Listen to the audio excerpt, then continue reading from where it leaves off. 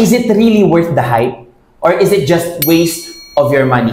Hi guys, my name is Kai Winchester and today ibibigay ko sa inyo ang honest review ko dito sa MG Laptop HL140S. Basically, this is a laptop that can turn into a tablet.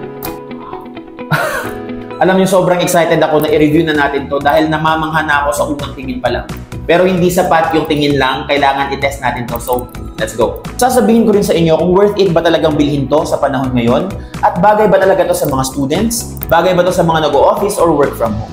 So, without further ado, i-review na natin ang MG Laptop HL140S. The MG Laptop comes with RGB backlit keyboard na hindi mo basta-bastang mahahanap sa price range na 15,000 below. The speakers has a decent sound na hindi masakit pakinggan sa tenga at maganda na rin ang bass.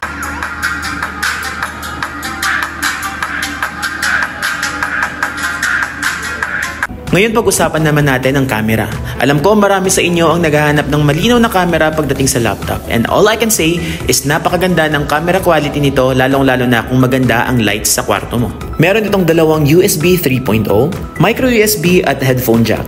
It has a USB Type-C port and of course HDMI mini. It also has a big cooling fan for more efficiency. The MG laptop comes with 8GB of RAM and 256GB of SSD. The processor is Intel N95 12th generation Celeron. It runs with 4 cores. Aesthetically speaking, the MG laptop is 100% head turner. Napaka-crisp ng display at masasabi kong for its promo price na 14,999, hindi ka nalugi sa quality na ibibigay niya sa'yo. Napakanipis na rin ng kanyang bezels kaya perfect na perfect to for movies. This is a brand new laptop that comes with a mouse, mousepad, and laptop bag of course. Bibigyan ko to ng 9.7 out of 10.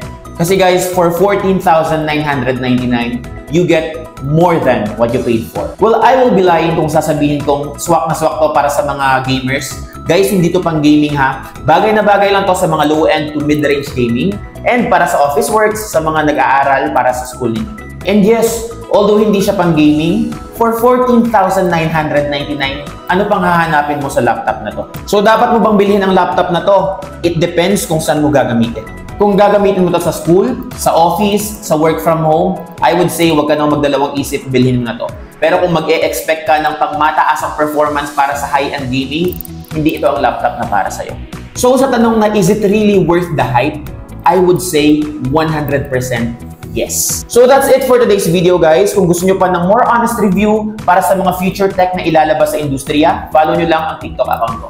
See you!